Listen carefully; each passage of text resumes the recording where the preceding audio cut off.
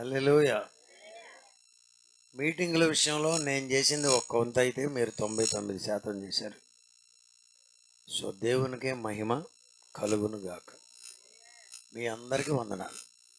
మీరందరూ మామూలుగా వర్క్ చేయలేదు, అద్భుతంగా చేశారు. కొద్దిమంది చేయలేదు. మీరు వచ్చే సంవత్సరం వరకు క్షేమంగా ఉండి వచ్చే సంవత్సరం చేయండి. దేవుడు మిమ్మల్ని బహుగా దీవించును గాక. హల్లెలూయా. శామ్యూల్ థామస్ గారు అన్నారు, మనం ఇప్పుడు 20 మోటార్ సైకిల్కి డబ్బులు ప్రోగు చేయాలి. రాత్రి కానుక పడితేనేమో 2 మోటార్ సైకిల్కి కూడా డబ్బులు రాలేదు, ఆ టైర్లకి సరిపడా వచ్చినాయి చక్రాలకి. కాబట్టి మన ఆఫరింగ్ పరిస్థితి ఏం బాగాలేదు. కాబట్టి నేను 3 లెక్క పెడతా. 3 లెక్క పెట్టే లోపు మీరు 20 మోటార్ సైకిళ్ళకి మేము ఇస్తాననే వాళ్ళు విషయం చెప్పారన్నారు అని అన్నారు. ఒకవేళ కనుక 3 లెక్క పెట్టే లోపు మీరు ఇవ్వకపోతే ఇంకొక 3 లెక్క పెడతాను. కాబట్టి వాస్తవంగా కూడా అంతకన్నా మేము ఏం చేయగలం? ఏదో ఒక రకంగా మీరైనా మేమైనా. ఇప్పుడు పిల్లల్ని ఇదిగో నువ్వు బడికి వెళ్ళపోయావంటేనా అంటది వాళ్ళమ్మ. నువ్వేం చేస్తుంది? ఏం చేయలేదు. ఇంకో కాసేపు బతిలాడతాను అంటది అంతే. ఆమె దేవుడు కృపామయుడు, మనల్ని కూడా అంతకన్నా ఎక్కువగా ప్రేమిస్తున్నాడు. హల్లెలూయా. ఈరోజు రాత్రి కూడా కొన్ని విషయాలు పేతురు పత్రికలో నుండి నేను చూసినప్పుడు 3:8 చూడండి. 1 Peter 3:8. మొదటి పేతురు పత్రిక 3:8. మీకు ఒక్కటి చెప్తాను వినండి. వీలైతేలే అన్నీ చెప్పినవన్నీ చేయటం అంత తేలికైన పనేమి, చిన్న చిన్నవి కూడా చేయటం కష్టం. వీలైతే రోజు ఒకసారి ఆది కాండము, నిర్గమకాండము అవన్నీ చదవండి. సంఖ్యాకాండం, లేవియాకాండం, ద్వితీయోపదేశకాండం, యెహోషువ, న్యాయాధిపతులు అని రోజుకు ఒక్కసారి చదవండి. ఎన్నిసార్లు? ఎంత టైం పడుద్ది? 10 నిమిషాల అంతే. 1 నిమిషం 2 నిమిషాలు పడుద్ది. బాగా వెళ్తే రెండింటి మీద 2 నిమిషాలు. కానీ మీకు అది చాలా ఉపయోగకరంగా. అర్థమైందా? నాకు కూడా కష్టం. ఒకసారి నేను కూడా చాలాసార్లు మెమరైజ్ చేశాను, మళ్ళీ మర్చిపోయా. ఇప్పుడు చిన్నప్పుడే నాన్న నేర్పించాడు, మళ్ళీ మర్చిపోయా. మళ్ళీ గుర్తు చేసుకుంటే వస్తుంది. అప్పుడు ఏమవుద్దంటే ఇక బైబిల్ మీరు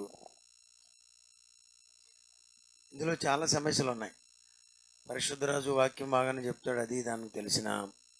ఒకవేళ ఎవరన్నా చెప్పండి, కొలసీ పత్రిక అన్నారనుకోండి. కొలసీ పత్రిక అన్నప్పుడు నేను తెసలోనిలకు దాటిపోయి ఎబ్రీదు పత్రిక దాటిపోతున్నాను అనుకో, పక్క పాస్టర్ గారు ఏమనుకుంటాడు? అవడానికి పెద్ద పాదిరే కానిరా, కొలసీ పత్రిక ఎక్కడుందో తెలీదు అని కూడా తీతుకు. అందుకే మనకు రావాలి, చిన్న చిన్న ఫండమెంటల్స్ తెలియాలి, ప్రాథమిక విధానాలన్నీ నేర్చుకోవాలి. స్తోత్రం. హల్లెలూయా. చూడండి, పేతురు పత్రిక అంటే యాకోబు పత్రిక తరువాత ఉంటుంది. పేతురు పత్రిక అంటే యోహాను పత్రికలకు ముందు ఉంటుంది. అదిగో పేతురు, మొదటి పేతురు, రెండవ పేతురు అని కూడా మీరు అనొచ్చు. పేతురు రాసిన మొదటి పత్రిక, పేతురు రాసిన రెండవ పత్రిక అనాలి. తిమోతి పత్రిక రాయిలా, తిమోతికి పౌలు పత్రిక రాశాడు. అందుకని దాన్ని ఏమనాలి? తిమోతికి రాసిన మొదటి పత్రిక, తిమోతికి రాసిన రెండవ పత్రిక అనాలి.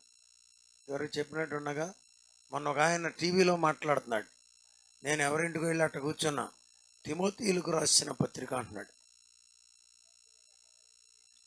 తిమోతీలు అసలు అక్కడ లేరు, ఉన్నదే ఒక తిమోతి. అంటే ఇవి చిన్న విషయాలే, కానీ పెద్ద ఇంపాక్ట్ను క్రియేట్ చేస్తాయి మనుషుల హృదయాల్లో.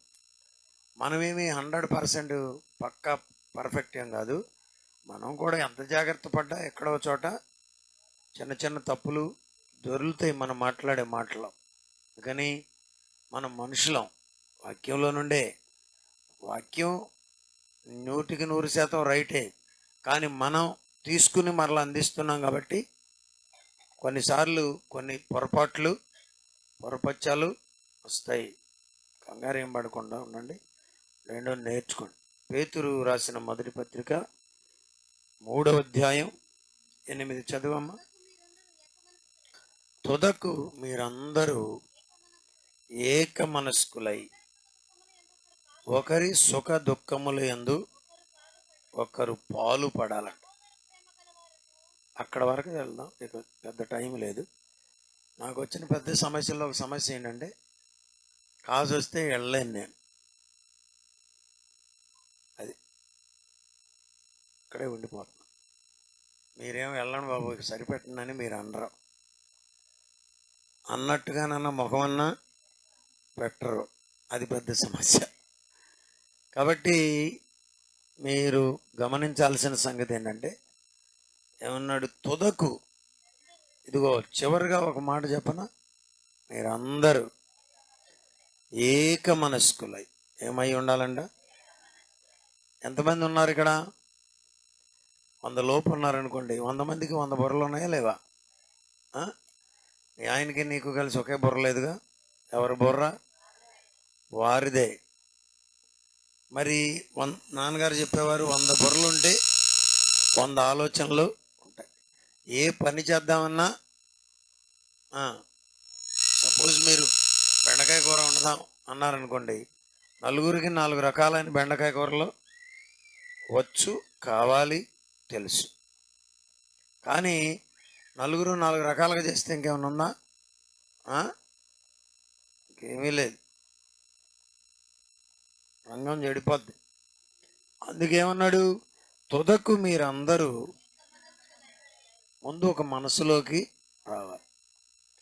రావాలంటే సూత్రం ఏంటి? ఎవరో ఒకరు తగ్గాలి, ఎవరో ఒకరు మరొకరితో ఏకీభవించాలి. ఏమండి? సేవకుడు ఒక మాట చెప్పినప్పుడు, సేవకురాలు ఒక మాట చెప్పినప్పుడు, కొన్నిసార్లు విశ్వాసులే చెప్పినప్పుడు అందరం ఏకీభవిస్తేనే పని జరుగుతుంది. ఇవాళ చాలా పెద్ద పెద్ద సహవాసాలు, పెద్ద పెద్ద పరిచర్యలు, గొప్ప గొప్ప కుటుంబాలు కూలిపోవడానికి కారణం ఏంటో తెలుసా? చల్లా చెదురైపోవడానికి కారణం ఏంటో తెలుసా? People have their own opinions, different opinions. ఎవరి అభిప్రాయాలు వాళ్ళకు ఉన్నాయి.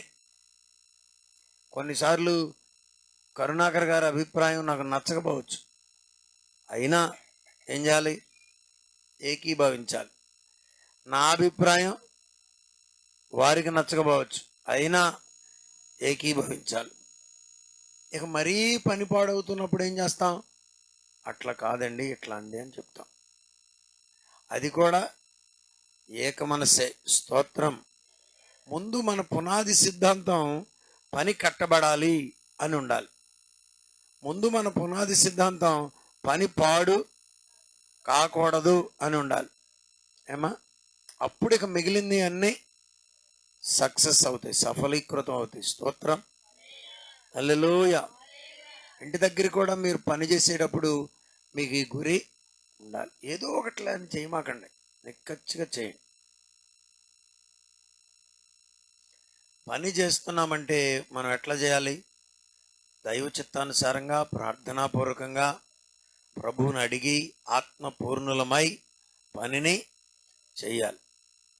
వాక్యాన్ని చదువుకుని పనిని చేయాలి, ప్రార్థన చేసుకుని పనిని చేయాలి, మన దోషములను ఒప్పుకుని పనిని చేయాలి.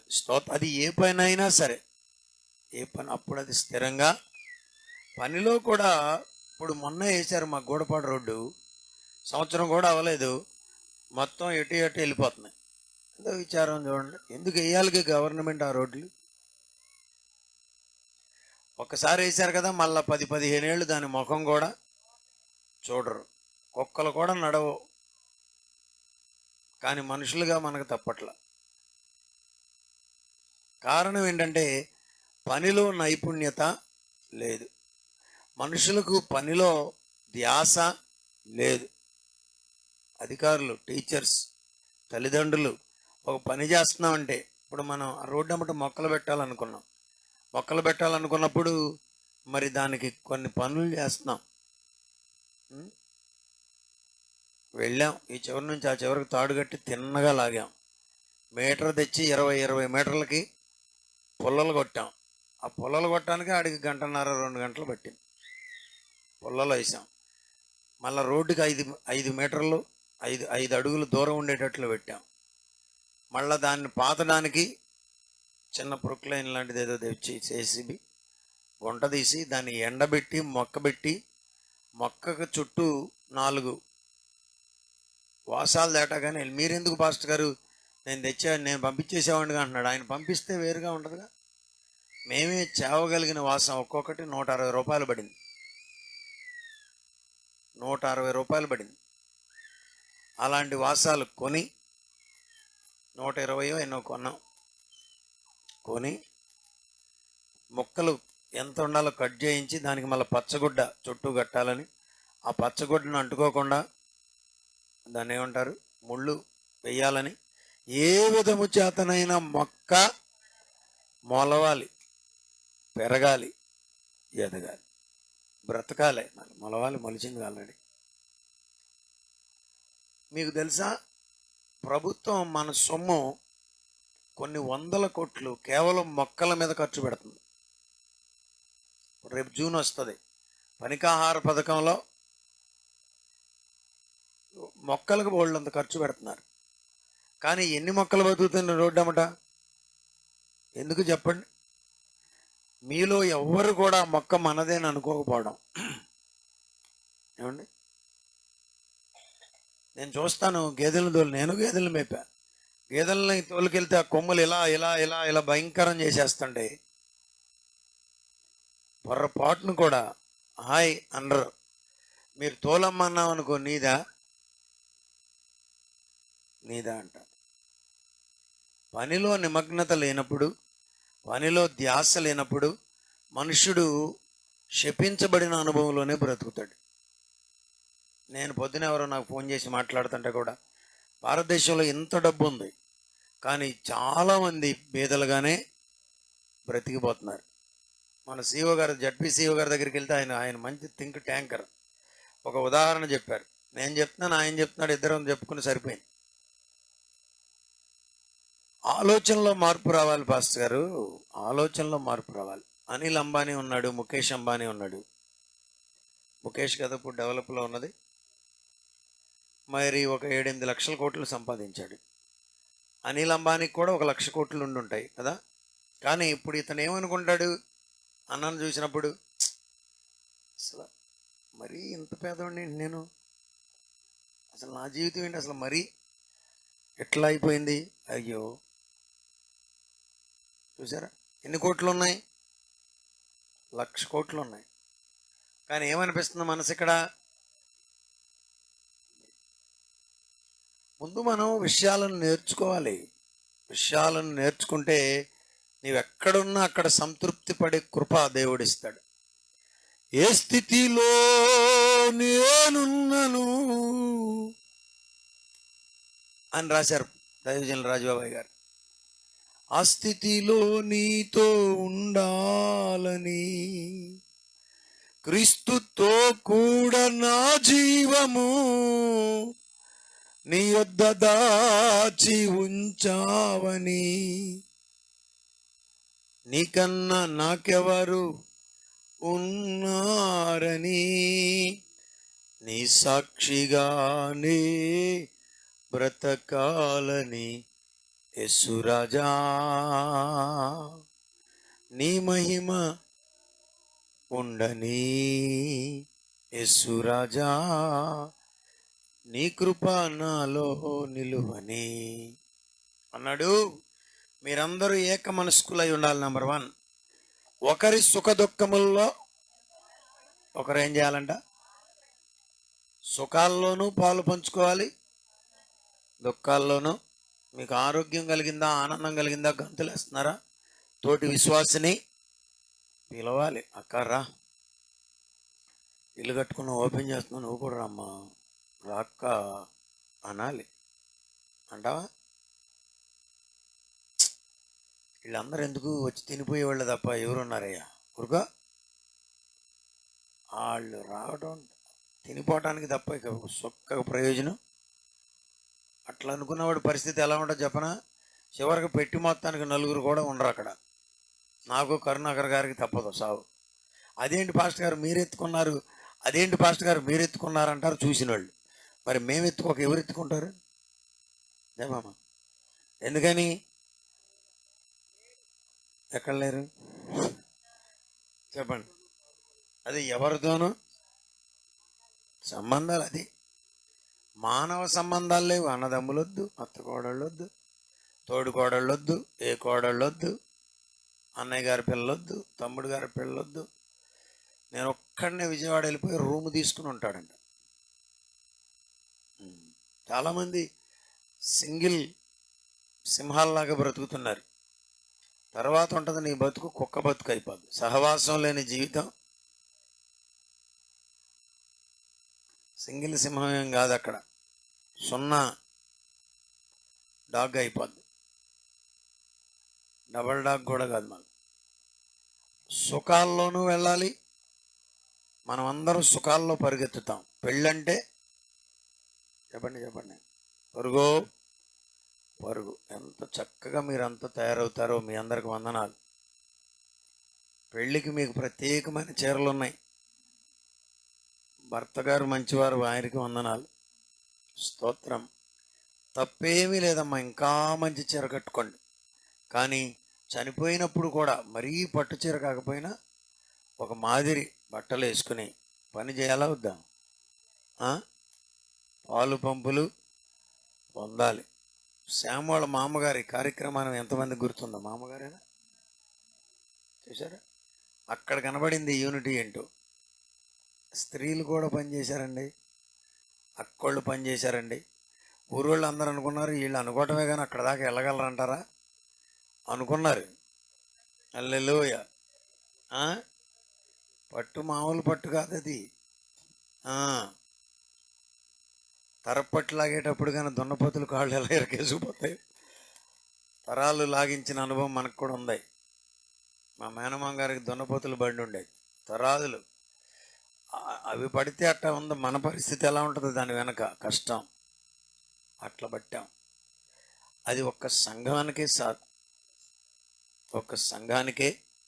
సాధ్యం. ఎందుకన్నానండి ఈ మాట? అన్ని జనులు ఎక్కడన్నా పట్టినా తిట్టకుండా పడతారు, అవునా కాదా? మీరైతే స్తోత్రం చెప్తూ పడతారు, దీవెనకరంగా పడతారు. స్తోత్రం. సుఖాలలోనూ పంచుకోవాలి అంటే ఏ సందర్భములోనైనా సహోదరులందరూ చోట ఉండాలనే కదా దాని అర్థం. ఒకరినొకరు పాలుపడి సహోదర ప్రేమ గలవారు. ఏ ప్రేమ చెప్పండి? ఇది కూడా ఎందుకు చేయాలి? మంచి ప్రేమతో.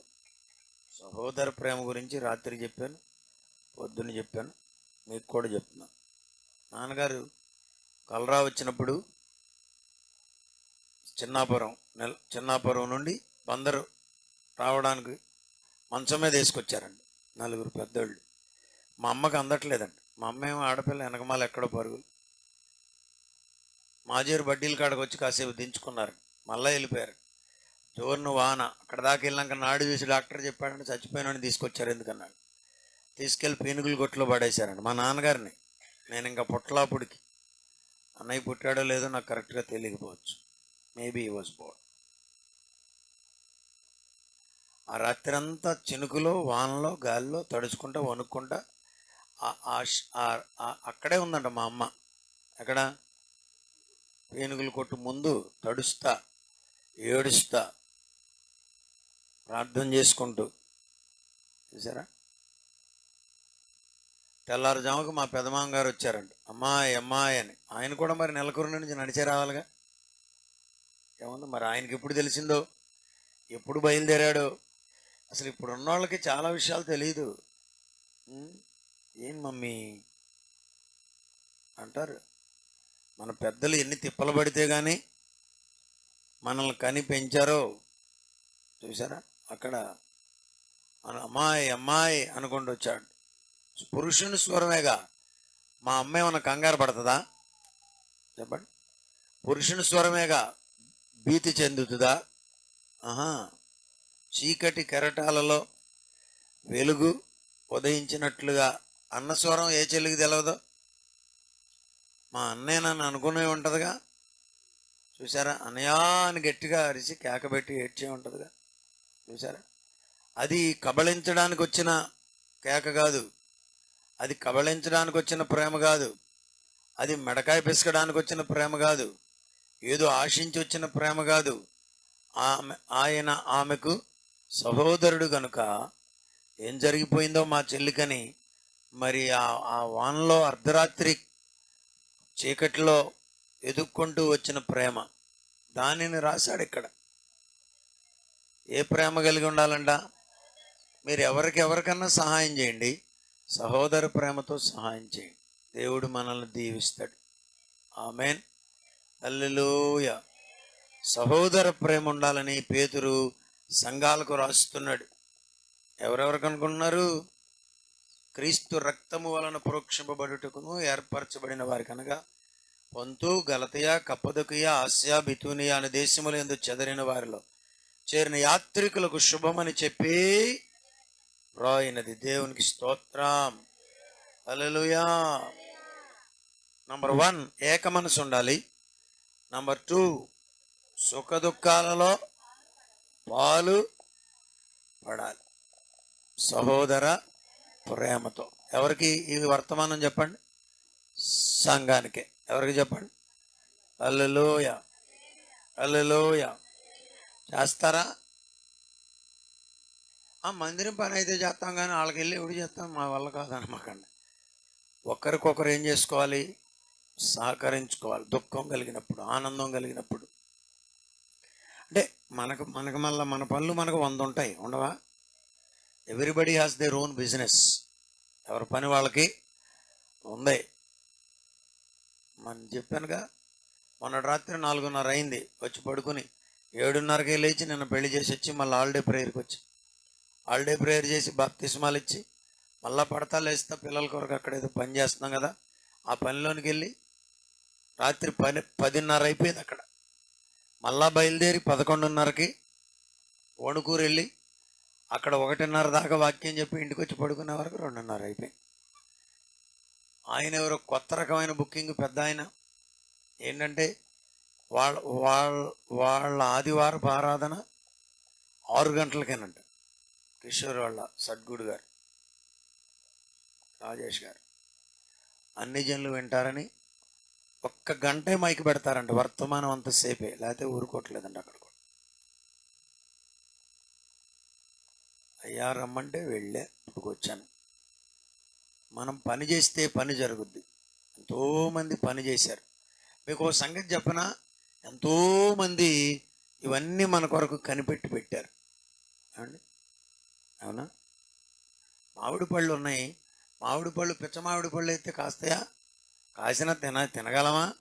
శ్రేష్టమైన వాటిని బ్రీడ్ తీసి మన కొరకు పెట్టారు. తెలుసా ఈ సంగతి? మైకులు కనిపెట్టారు, లైటింగ్లు కనిపెట్టారు, విమానాలు కనిపెట్టారు, బ్యానర్లు కనిపెట్టారు. ఈరోజు మనం ఎంజాయ్ చేసేవన్నీ ఎవరు మన కొరకు సిద్ధపరిచి ఇచ్చారమ్మా. ఒక్క మామిడి మొక్క పెట్టమంటే కొంతమందిని అవి ఎందుకులేండి పెట్టినా మనం తిన్నస్తారా చస్తారా అని ఒకడు. మీకు తెలియదు పాస్టర్ గారు, అవి పెడితే వాళ్ళు గొడవలు పడతారని ఇంకొకడు. క్రైస్తవ జీవితం అంటే నువ్వు ఇతరులకు ఏదో ఒక మేలు చెయ్యాలి. చేస్తారా? మనోళ్ళు చేసే మేలు నేను చెప్తాను నేను. అందరిలే, మీరంటే మీరే కాదు. కొంతమంది ముళ్ళు వేస్తున్నారు. ముళ్ళు అండి, పిల్లలు ఆడుకుంటున్నారని అంటే ముళ్ళు రాకుండా. ఓ లారీ వచ్చి పగల కొడుతుందని అమ్మవాళ్ళని నేనేం అనలేదు, కానీ అలా అలా రాళ్ళు పెట్టడానికి కూడా నా మట్టుకు నేనైతే వ్యతిరేకం. చూసారా, కొంచెం మనం ఈ కంప్లీట్ అయ్యేటప్పుడు దాన్ని కాస్త గట్టిగా వేసి వదిలేద్దాం. రాళ్ళు పెడితే ఇతరులకు ఇబ్బంది కదా, తెలుసా మీకు ఈ సంగతి? తగులుతాయి కదా. తగలకపోయినా వాళ్ళు మనసులోనన్నా ఏమనుకుంటారు? రాళ్ళు పెట్టారు అనుకోరా, ద్వేషించరా, బాధపడరా? అది మన క్షేమమా? చెప్పండి. బ్రిటిష్ వాళ్ళు మన మవ రోడ్డు వేసినప్పుడు 150 అడుగులతో వేశారంట. అది మవ సెంటర్ రోడ్డు ఉంది కదండి చల్లపల్లికి. ఎన్ని అడుగులు ఉండి ఉంటారు ఇప్పుడు? ఒక 15 అడుగులు ఉంచారు అంతే. ఆ చుట్టూరుపు దగ్గర బొట్టూరుపు దగ్గర అయితే 10 ఉంది. అది మంద కాదు, ప్రభుత్వాన్ని. మనం అందులోకి వెళ్ళి కూర్చుని ఎవరిని రానివ్వనని కాళ్ళు అడ్డం పెడితే దేవునికి ఇష్టం ఉండదు. మరి ఏం చేద్దాం పాస్టర్ గారు, మాకు ఇబ్బంది అవుతుంది కదా అని. సరే, అందుకే మెల్లగా చెప్తున్నా. ప్రజలకు ఇబ్బంది కలిగేది ఏది నేను చేయను ప్రభువా అని మనం ఒక నిర్ణయానికి వస్తే, ఇదిగో క్రింద అద్భుతమైన విషయాలు ఉన్నాయి, నేను ముగించేస్తాను, చెప్పను. మీరు ఇవన్నీ చేయండి, మీరు ఆశీర్వాదమునకు వారసులు అవ్వడానికి మీరు పిలువబడ్డారు.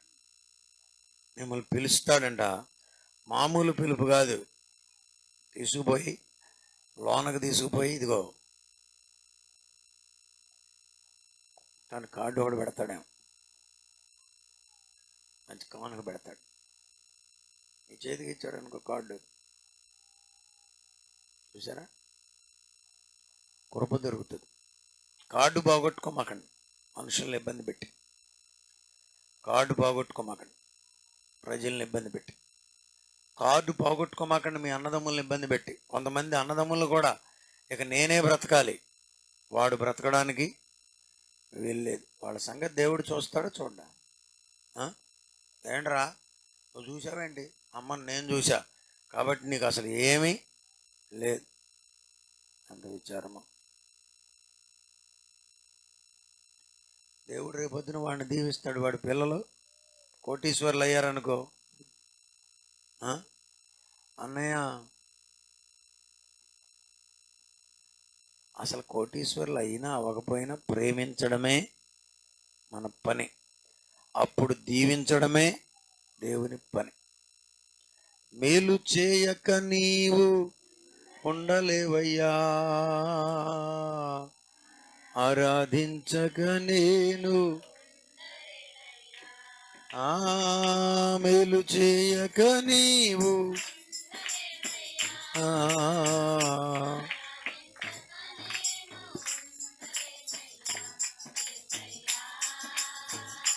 యేసయ్యా యేసయ్యా యేసయ్యా. హల్లెలూయా. అమ్మ నేను వెళ్ళాలి, మీకు దండం పెడతాను. మీరు ఇట్లా నూనె పోస్తూ ఉంటే అది వెలుగుతూ ఉంటే ఇదే ఉంది. ఈరోజు మదర్స్ డే అంట. తల్లులందరికీ చెప్పండి వందనాలు. మా అమ్మకు, మీకు, తల్లులందరూ, అమ్మోళ్ళందరికీ వందనాలు. ఒక సహోదరి వారి కుటుంబం నాకు ఒక చిన్న మెసేజ్ పంపారు.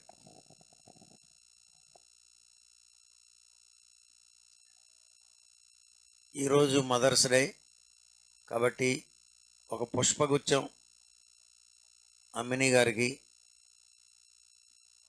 ఒక పుష్పగుచ్చం రత్న గారికి వాళ్ళ పిల్లలతో, ఒక పుష్పగుచ్చం అదే మీ స్నేహితుడు పాస్టర్ గారు ఉన్నారు కదా ఆయన గారి పాస్టర్ అమ్మ గారికి, అలాగే వాళ్ళ అమ్మగారికి, ఆవిడికి తెలిసిన వాళ్ళు ఇంకా ఒకళ్ళిద్దరు ఉన్నారు, వాళ్ళకు కూడా అందించాలని కోరారు. నేనేమో పుష్పగుచ్చాలు తేలేదు, అయినా గ్రీటింగ్స్ తెలియజేస్తున్నాను. నేను చెప్పాను, వాళ్ళు వెళ్ళారు, తీసుకొస్తారు, సాయంత్రం లోపు అందజేస్తాను. మీ అందరికీ అందజేస్తున్నాం ప్రభు ప్రేమలు. అమ్మ వాళ్ళందరికీ వందనాలు.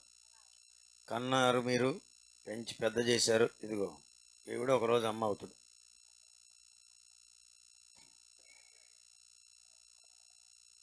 కాబట్టి దేవుడు మిమ్మలను తల్లులుగా ఉన్నందుకు దీవించునుగాక. ఆమేన్. God bless you. ప్రార్థన చేస్తాను. పరిశుద్ధుడా, నీవు ప్రేమామయుడు అయ్యా. మాకు ప్రేమ నేర్పిస్తున్నందుకు, మాకు ప్రేమను బోధిస్తున్నందుకు, మాకు ప్రేమను అందిస్తున్నందుకు మీకు వందనాలు, స్తోత్రాలు. అందరినీ దీవించండి. మేలు చేయుటకు కృపను దయచేయండి. ప్రజలకు మేలు చేయాలనే మనస్సును దయచేయండి. చిన్న మేలైన ఒక అరటిపండైనా ఇతరులకు అందించడానికి మాకు మనస్సు దయచేయమని యేసుక్రీస్తు నామములో అడుగుచున్నాము తండ్రి. ఆమేన్. అందరు లేచి నిలబడండి.